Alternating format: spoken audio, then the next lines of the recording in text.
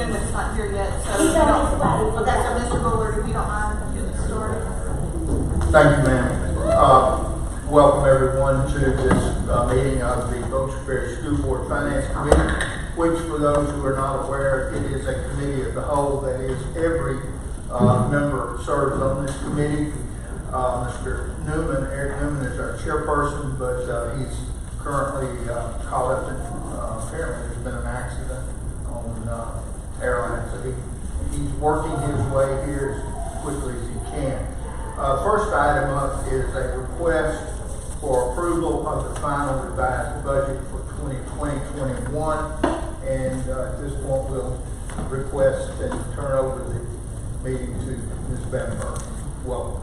Thank you. Good evening, everyone. I sent y'all, I guess yesterday, the general fund budgets, and then I sent out the grant fund budgets today. This is expected to be the final budget revision for all budgets for the district for the 2020-2021 year, and with the adjustments. I'll go over a few of the highest or the key items that I saw, and then open it up for any questions y'all might have. So y'all should all have a paper copy of all the budgets, and I've got them page numbered for ease as we go through them. On the revenues, one of the biggest things that I wanted to point out was the reduction in MFP for this year. That has to do with a reduction in student count. That's something that's being experienced statewide, of course, with COVID and with some of the additional virtual learning and things like that. Our virtual learning students are still included in our count, but we did have a reduction in students in the counts this year. So that did cause a decrease in our MFP for this year.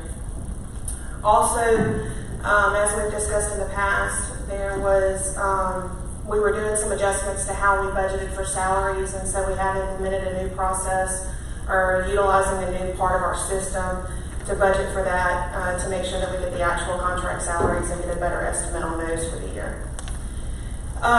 If you look through the amounts as well, at the on page 8, you'll see the transfers in for sales tax. We actually did have a pretty significant increase in sales tax this year. Just the last 2 months, we saw about a 30% increase in sales tax collections and receipts for the parish. And I have talked to the sales tax collector about that. That is all strictly sales. I think part of it has to do with probably the additional stimulus payments that individuals in the parish are receiving. I think part of it has to do with, for those that aren't working, the additional unemployment amounts. I think it's finally catching up, but there was significant increases in sales for the parish. And so we've seen pretty significant increases in the last 2 months specifically, but year-round as well. We've also, interest income, you'll see across all the budgets, there's a pretty significant reduction there. Last year was a really, really good year for interest, obviously. I'm sure y'all are aware this year interest income that we're earning through the bank is significantly reduced just because of the investment rates. So, but one other thing I wanted to point out is on page 8, there is a transfer out for insurance reserve fund. And this is something that we've been discussing with Mr. Rogers regarding an additional reserve that we could set aside for potential future insurance. Premiums, claims, things like that. We've had some significant insurance claims in the last 2 years, and he can discuss all the ins and outs on that, but I know this is something he felt more strongly about, that it would be for the protection of the district, betterment of the district, if we could set something aside for that. And so the insurance reserve fund is actually an old fund that we've had that just hasn't been utilized the last few years, and so we would just reactivate that fund and move that money in there. That's kind of the largest, some of the largest items. One additional thing, the child nutrition budget, I did want to point that out. You'll see some pretty large adjustments for federal revenue. Part of this has to do with the classifications of that revenue. Because of the change at the state level of how they're paying the claim, they're classifying it under a new federal grant number, basically, to pay out the claims for this year. Also, as y'all know, everyone's eating free, and so it's a different program that they're paying that under. You'll also see it's a pretty significant increase on the bottom line for revenues. Excuse me, what page are you on? I'm sorry, page 15. Yeah, good. I'm so sorry. Page 15.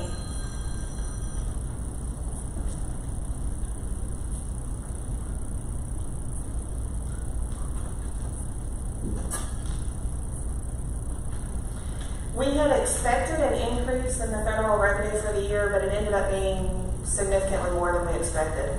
And it has to do with the rate that they're paying on the claims. And so this has actually worked out very well for the child nutrition program for this year. So, but I did want to explain that adjustment since we were talking about some larger dollars there.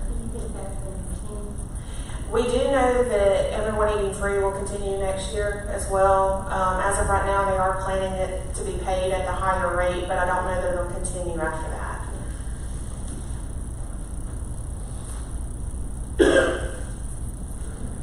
Those are the biggest adjustments and things that are the more significant items that I had to point out on the budget.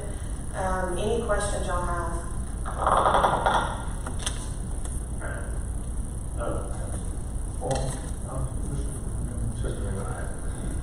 Mr. Bamber, I had to find the right person.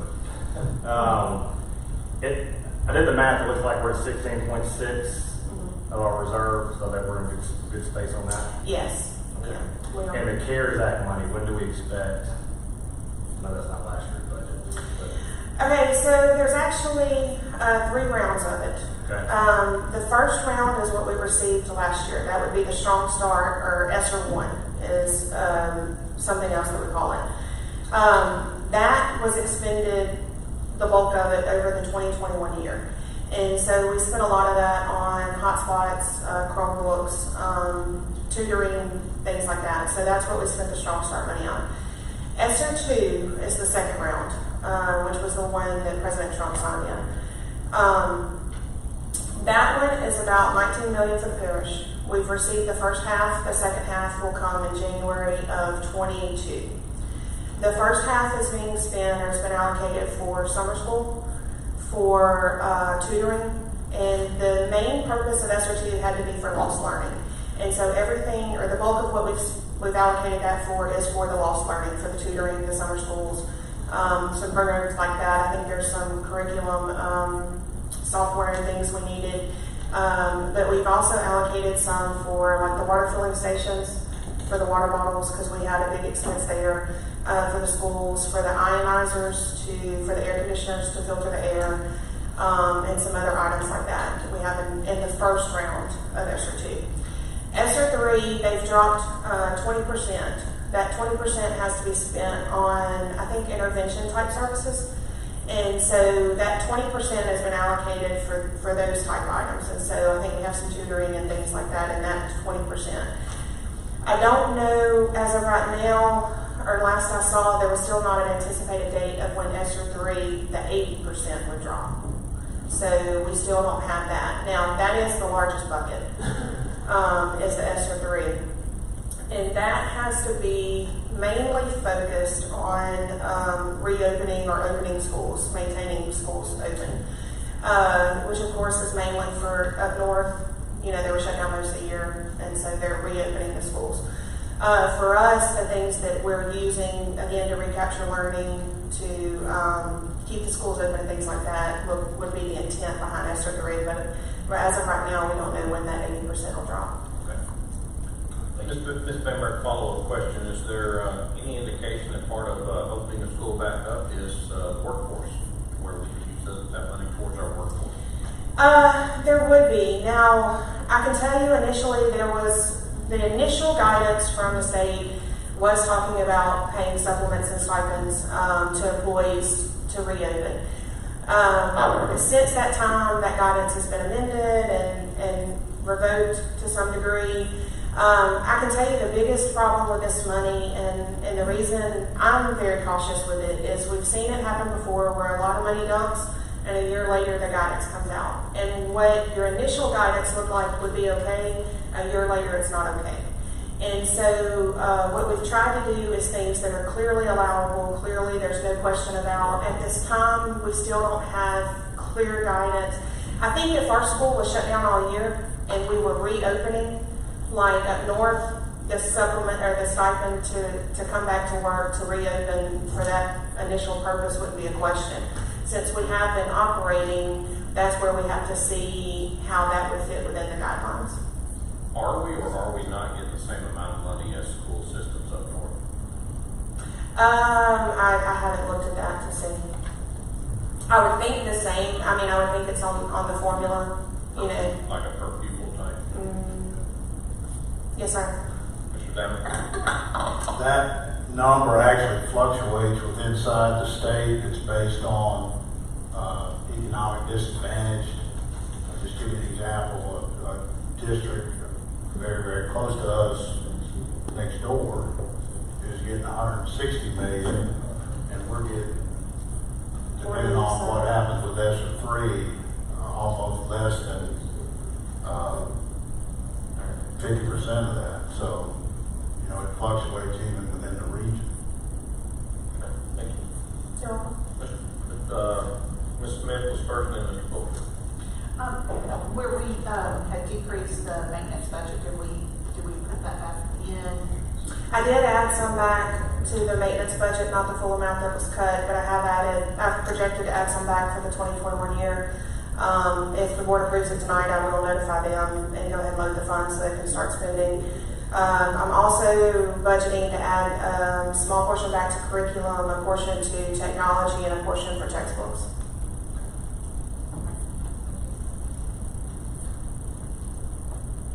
Mr. Fuller? Thank you, Mr. Chairman. Could we chat about the beef fund for just a Absolutely. moment? Page 13. The beef funds, are they invested separately, and is it a long-term, or is it a daily fluctuating rate of return? Are we talking about the permanent fund, the largest portion? Where the state statute limits us severely on what we can invest in. The majority of those are treasury notes and bonds. That's about all we can invest in. And so we do have a portion of that is at the local bank and investments through them, and a portion is with long-term investments through a separate bank.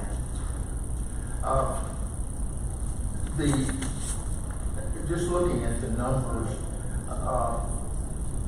we had previously committed funds for various programs. Do you feel there will be sufficient funding to meet those needs in the next fiscal Next year?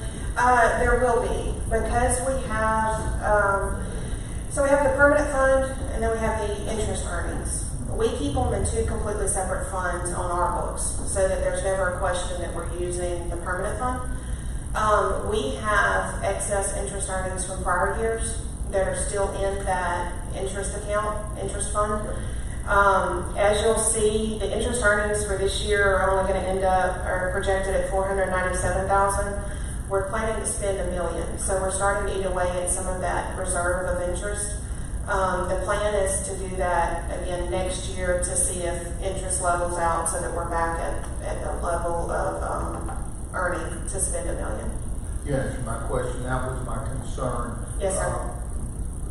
In just round terms, we spend $1 million a year, and That's so the I was plan. wanting to just ensure that there was satisfactory or sufficient funds. But There is for 21-22. If interest doesn't rise, we'll have to look at it again after that. okay. Thank you. Thank You're welcome. you, Mr. Chairman. Mr. Bass? Has there been any guidance, management fee on ESSER 2 and 3? What we'll be able to, what we're receiving in order to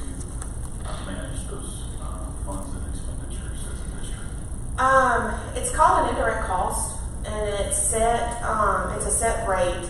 For these funds, it's about 16%, I think, that we get. So about 16% of the grant we get in indirect cost for 2 and 3, for Strong Start as well. It fluctuates just a little year to year. That is a different rate than what we get on our normal grants, our typical federal grants. But it's about 16%, I think, for ESSER 2 and 3.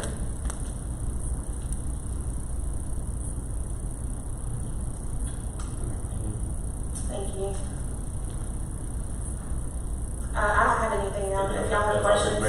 Yeah, no, I'm sorry. Any additional comments? Are there any additional questions or specific topics or areas that you would like to discuss for the revised budget before we entertain any motions?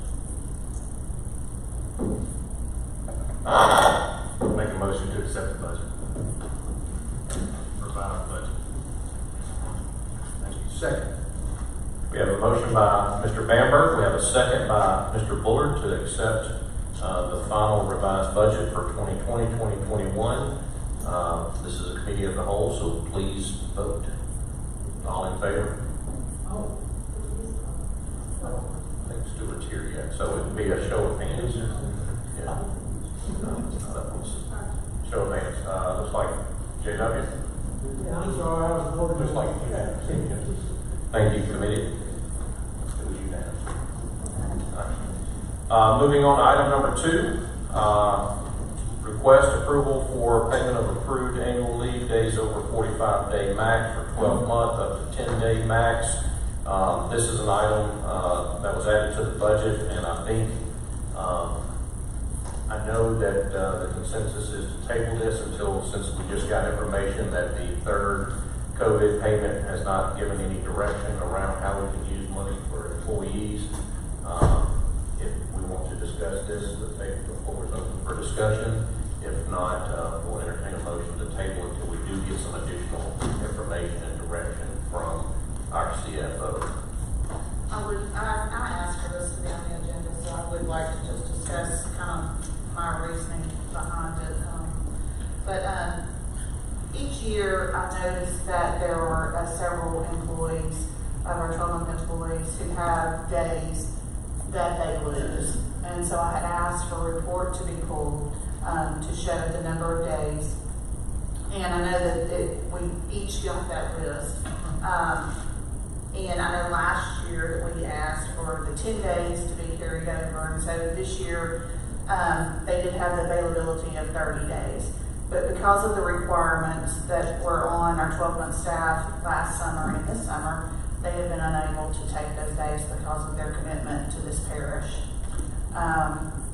So with that being said, I asked that Ms. Bamberg run some numbers on what it would cost to pay a one-time supplement pay this time, just for this year, for up to the max of 10 days.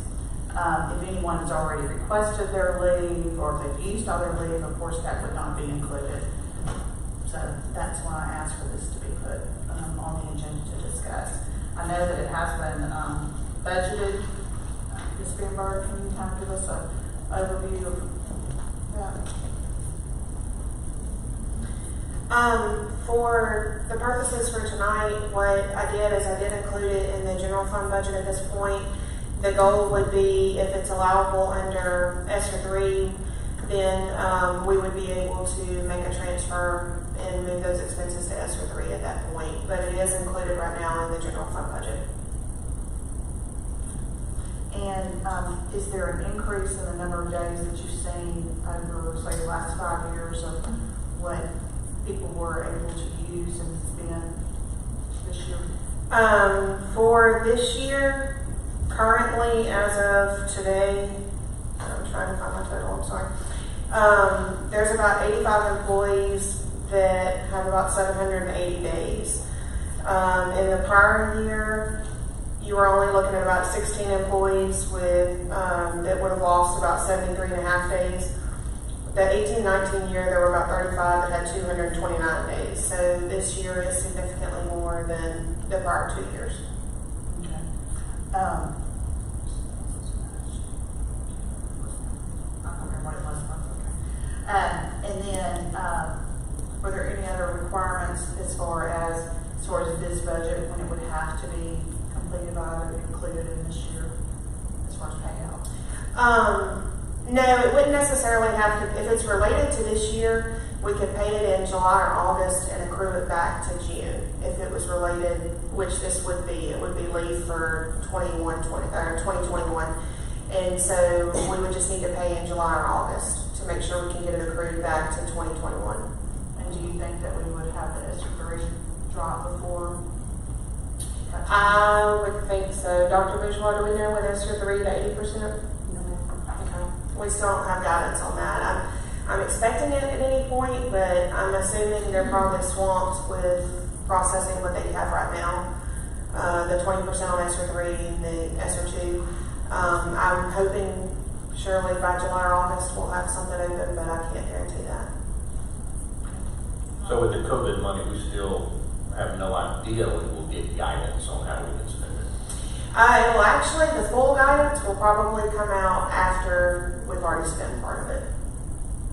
I know one of the last webinars that I watched with the state, they did agree that caution was good.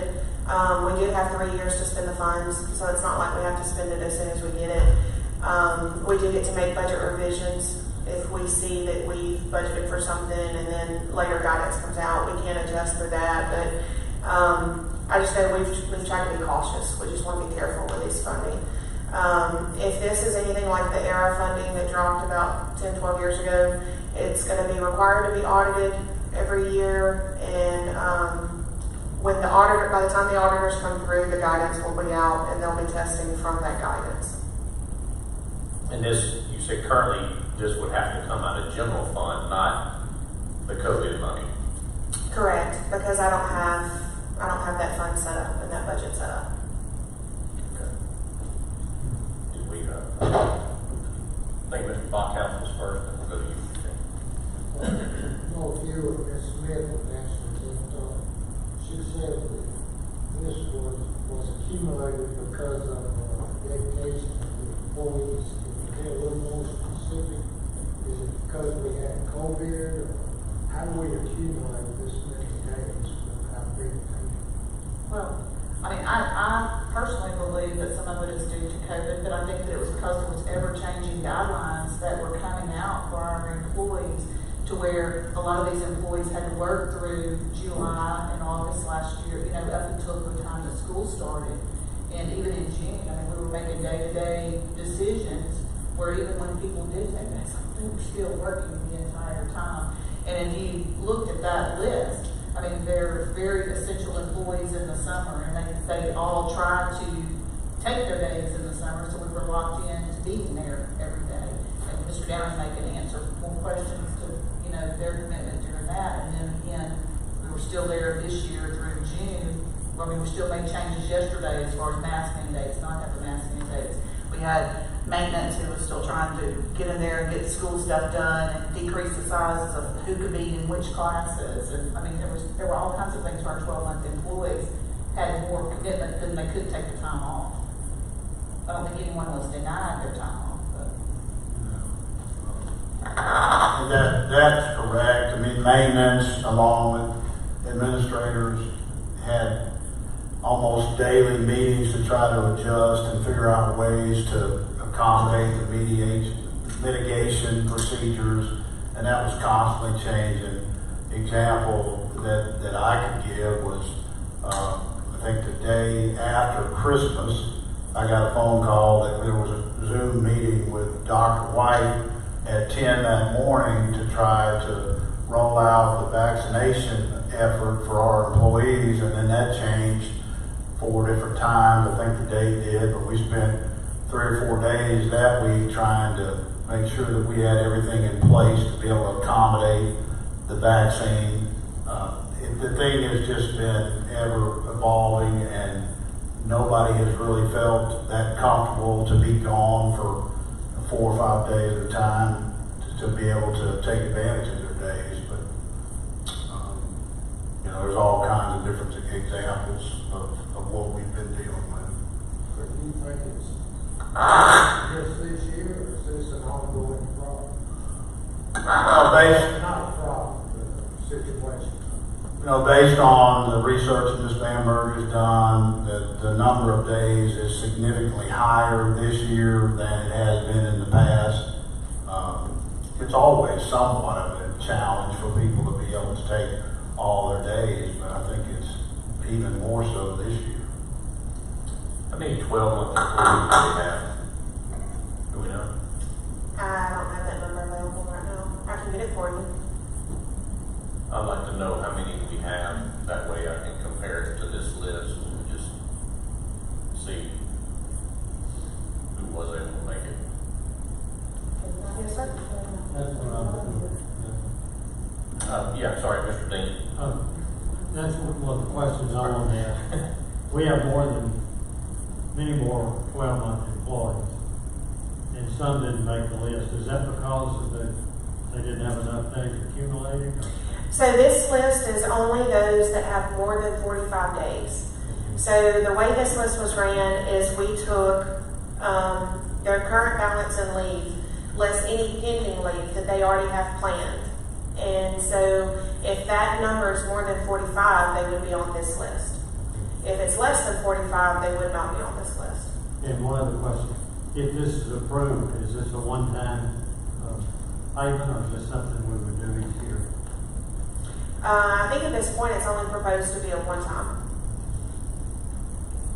I think Mr. Bamberg was next. Did you have some, Mr. Bamberg? No? Ms. Brotherton? Okay, so the ones that are not on here, that are 12 month employees because they did not have more than 45 days saved up. Is that Correct. Okay, so when we say they didn't work as hard, I mean, I thought this was for the ones this summer that worked and didn't get to take any days. I guess I'm not understanding. Well, if I can try to explain, when someone becomes a 12-month employee, they begin to accrue days, annual leave days. And they can keep accruing those days up to 45. After you reach 45 on June 1st, if you have any over, June 30th, I'm sorry, if you have any days over 45, you automatically lose those. As long as you stay under 45, you can continue accruing them. So when you retire, you're paid for those annual leave days up to that number. So if someone has only been a 12-month employee for 3 years and they've taken half their days every year, they haven't got to that 45-day threshold.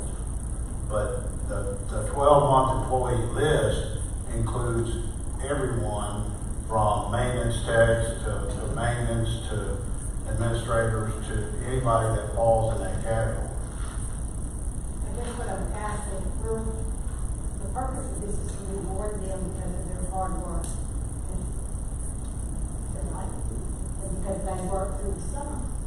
So we're going to pay these, and then we have some that haven't accrued that many days, but they worked also just as hard. I'm making an example here. They worked hard through the summer too, but we're not just going to consider them in the money. I guess that's. Well, they are still banking their days. The ones that have already accrued 45, they can't bank anymore, they just lose them. Well, I've always known that. I mean, it's always been that way with the principal throughout when I was working. Either you use your days or you lose them. I mean, that's always, I think principals say, I gotta take some days because I lose them. I don't know. Could I ask one more question? Yes, come on, Doctor. All the 12-month employees say, when the school shuts down for fall break, do all those parish employees shut down for fall break? Typically, if maintenance has something going on, or depending on how the calendar is set up, if they're a 12-month employee, they have a certain number of days that they have to work. There are examples of the calendar. I think 2 years ago, 12-month employees had to work 2 days during fall break to meet their required number of days for that year. So it depends on how the calendar falls and the amount of days that they're required to be on the job. precisely or not, but most of the time they're off during that period of time, but there are examples of when they're not.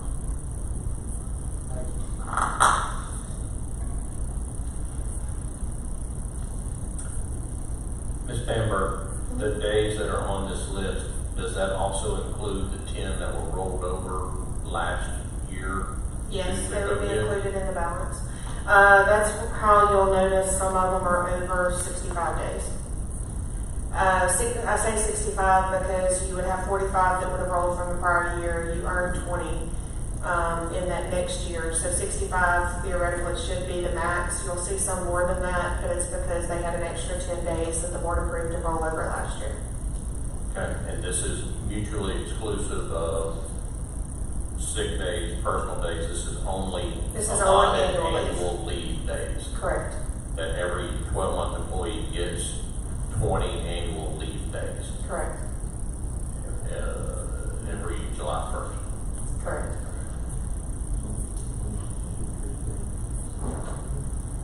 And so at the end of this fiscal year, they'll only be able to keep the 45, correct? Yes, based on policy, we cap the annual leave at 45 days. So those 10 days go away too, if they have those, it doesn't. Yeah, they'll only roll 45. I mean, it's something, like I say, that seems to be an ongoing problem that we're doing that. And I've said to several superintendents that, I mean, I want people to take their days. First of all, I think they need those mental health days. But I do think that the stress and the restraints from the past year have prohibited us from doing that, as evidenced by that. It's still something that I would like to do, but it's the board's pleasure. So with that, I'll make a motion that we approve it.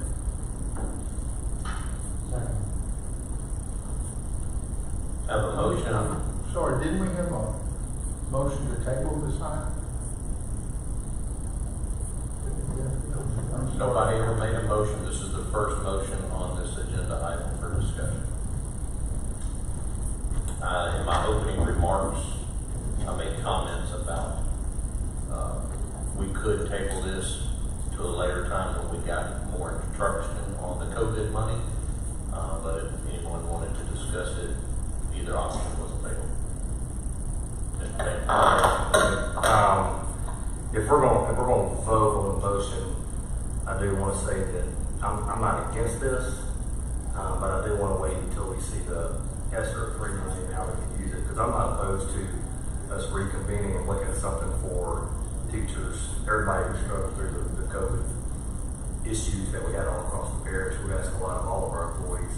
I do get this is a different issue, but the ESSER money can be used in some kind of form or fashion like that. I'm not going to vote myself no to basically hold on to that, have this conversation at a later date. Thank you, Ms. Bamberg. So, Mr. Williams. I feel the same way. I have nothing against the proposal. I think we should do that for those people. However, I wish that 80% was available to renew some to everybody. It would be perceived. You know, I really want people to think that we're doing it for some, not others. And the ones that are receiving, I've looked at the list. These people deserve this. There's no doubt about it.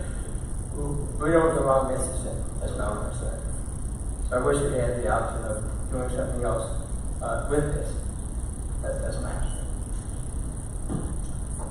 Thank you, Mr. Williams. So, Mr. Bass. The timeline of this, Ms. Bamberg, say this were to be tabled, at what point would it have to be brought back up in order for a decision to be made? We would need to have it paid out in August at the latest. And so we would need to address it before then. So we have one more meeting in July, and so the first meeting in August is the 5th. If we had a decision by August the 5th, would that give us time to accomplish that?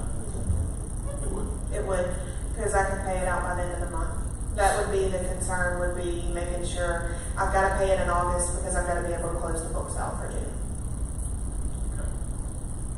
So we would in your opinion, have more guidance at that point in time, or we would still be awaiting guidance?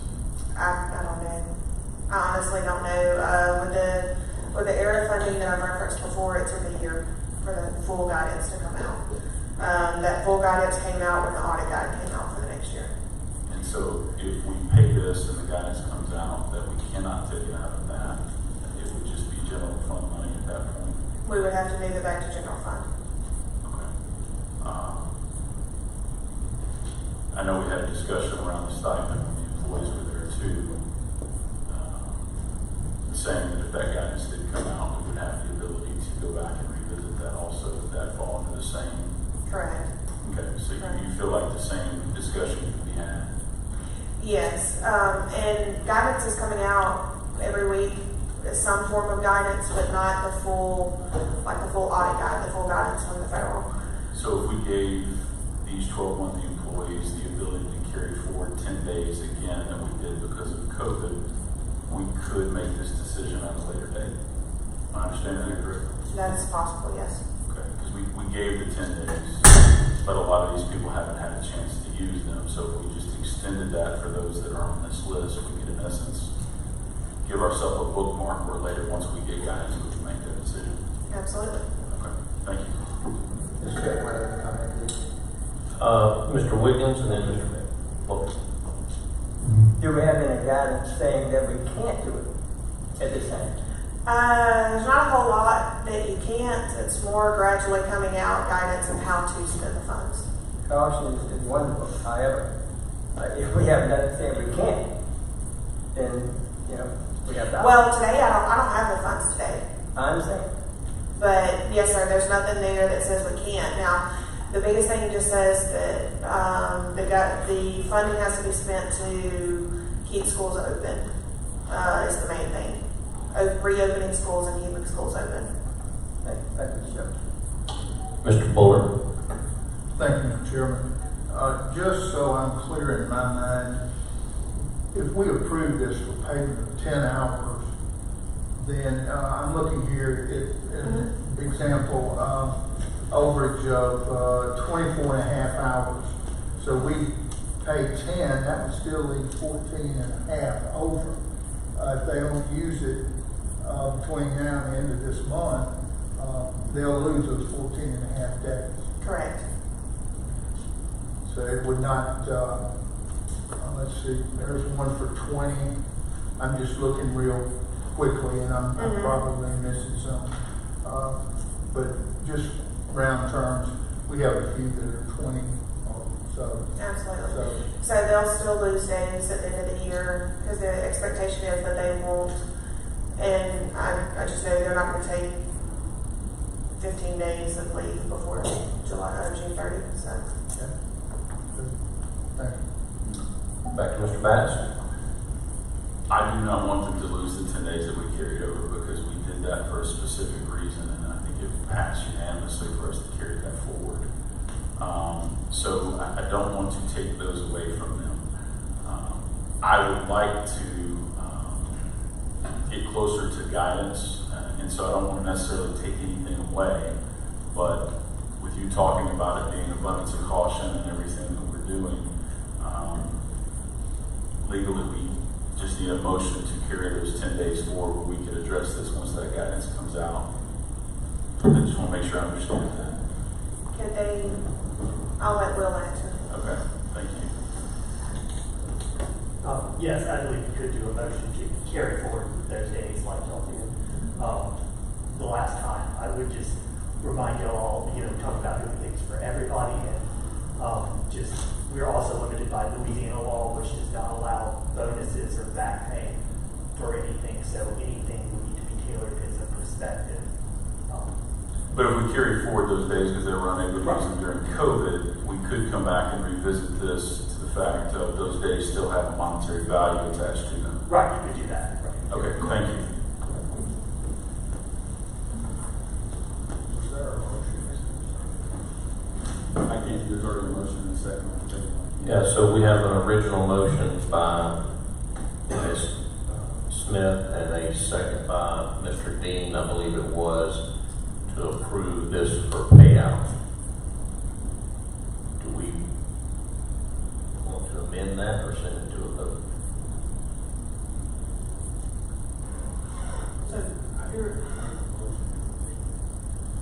So you're suggesting that we stay for 10 days, protect the 10 days? Correct. I don't want to take anything away, but I would like to get some guidance from the government on what we can use those COVID dollars for. I don't want to take these people have earned this. There's no doubt. I don't want to take those 10 days that we gave away. I just want to make sure that we have that guidance in case we do get audited for whatever that is, and go from there. I mean, this list is what it is. The only part of that motion that I would want to change is to make sure that that's effective on June 30th. I'm sure this list can change as far as those days between now and then. Yes. That would be my wish. Mr. Denning, are you okay with us amending our motion to reflect that, to protect those days right now? And then we'll revisit this in August if we have, that first meeting in August, if we have that information available. Okay, So the motion is to be amended that we are going to vote to carry forward up to 10 days maximum of COVID days that were rolled over in the 1920 school year into the 2021 school year. We're voting to carry those over into the beginning of the 21-22 school year. Is everybody clear as mud? Let me ask a question on that. If we carry them over and we're not able to pay, are those days where they can take them then? Will they be? They would be eligible for those days as they are currently eligible for those days. But by carrying them forward into the next school year, we basically put a stopgap on it for 12 months, am I understanding that, Nisha? Because Yes. we're carrying forward that to the next school year. We're not locking ourselves into an August decision. We're locking ourselves into when we get more guidance, we can then decide what we want to do here, right? Yes. Okay, thank you. Jennifer, did you get everything that I said there on that? We can circle up. Carry forward up to 10 days maximum. You think COVID days is only, correct? It would be, and then what it was this time last year, we voted to roll forward 10 days of annual leave for 12-month employees. And currently, we are going to have an amended motion to vote again to carry forward 10 days of annual leave for 12-month employees. For those that are on this list, correct? That are over the 45 currently, is that what we said? No? Yes? It would be those over 40. So it's going to be the same item. It's just an approval of rollover instead of approval of payment. And it would be for those at year end that had over 10 days. Or They would be allowed to roll 45 over 55 days Yes. on June 30th instead of the original 45. Will, you look like you got something you need to say. So I just want to make that motion clear that what we're doing is just extending by 1 year the 10 rollover days then. So no one would be adding any. That this would simply be an extension from the 2020-2021 school year rollover days to extend that period to the 21-22 school year. Okay. So we are voting to extend the rollover days from 2021 into 21-22. You got that, Jennifer? Okay. Mr. Bullard. Thank you, Mr. Chairman. I want to make sure I'm crystal clear on what we have just agreed, or what is being proposed. Last year, we agreed to extend or increase the number by 10 for those persons who had been unable to take their leave time. So instead of carrying 45 accrued days, they went to 55. Yes, sir. Was there a stipulation they had to take those 10 within the next fiscal year, or could they just carry them forward indefinitely? The approval was only to allow that cap to be raised. So the board policy is what caps it at 45 days, at year end. The board approval last year raised that cap for 1 year. So the rollover for June 30, 20 was raised to 55 for 1 year. And so at June 30 of 21, unless an additional motion is made, the cap reverts back to the policy, which is 45 days. So if they didn't use the 10 additional days that rolled over from the prior year, their cap as of today, the max they can roll over is 45 days into 21-22. Thank you, that's answered most of my questions. So, we now are saying we will extend that 10, but that's it. It's not an accrual of 10 plus 10. No, it is not. It is Correct. strictly, instead of 45, we're still going to be at 55. Correct. It's extending the board motion from last year, one additional year. One additional year, maximum come June 30. You'll look at everybody's leave balance and it will drop to 45 with the exception of these individuals. Or would it be everyone? It would be everyone that has over the 45 would be able to go to 55. Go to It 55. should, these are those as of today that have that. These are the only people as of today. As of today, that are That have that meet balance. criteria. Correct. Okay. Yes. So it's not like somebody can go and any leave that has been approved and will be approved by the end of the month will count towards or against this, however you want to refer to it, to reduce those numbers, and then on July 1st they get an additional allotment that would obviously take it back up into some of these ranges that we're looking at here. It's a true extension. Yeah, it's like Will said, it's an extension Clear it of, up completely. yeah, we're extending the prior rollover. Okay, so I'll amend my motion to do that we'll extend the prior year rollover of up to the 10 days, 55 days given to for this year. Yeah. All right, is everybody clear on Ms. Smith's amended motion? Mr. Dean, you had seconded that. Are you clear on that? All right. As far as I know. All right, we are voting to extend the 2021 10-day increase in the cap up to 55 is what we're voting on right now. So this is a committee of the whole, so please vote.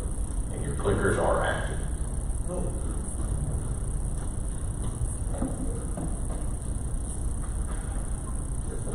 Changes. Okay, that passes, so that will, hopefully we'll get some additional guidance on our COVID money by then. So, next up, we have item number 3, request award of fiscal agent agreement for 2021-2022. Ms. Bamford. I think I have the whole agenda. This one should be easy. We did the RFP for fiscal agent for next year. We had one response. I sent y'all a copy of that, and it's from our current bank, Citizens National Bank. Second. I have a motion by Mr. Bamberg and a second by Mr. Bullard. Please vote. And I think we're back to using hands. I think Mr. Thompson had to step out and back to using hands. That passes unanimous. Thank you.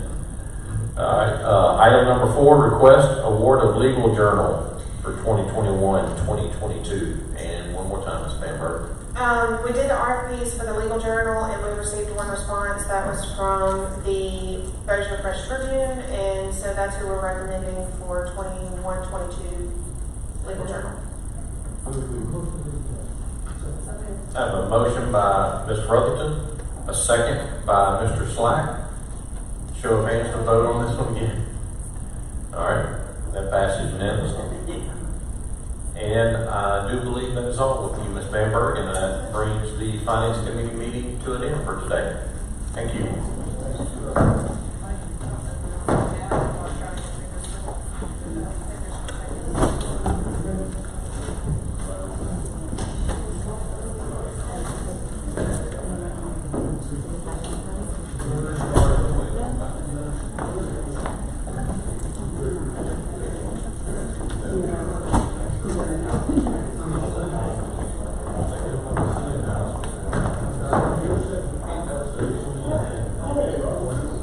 Thank you.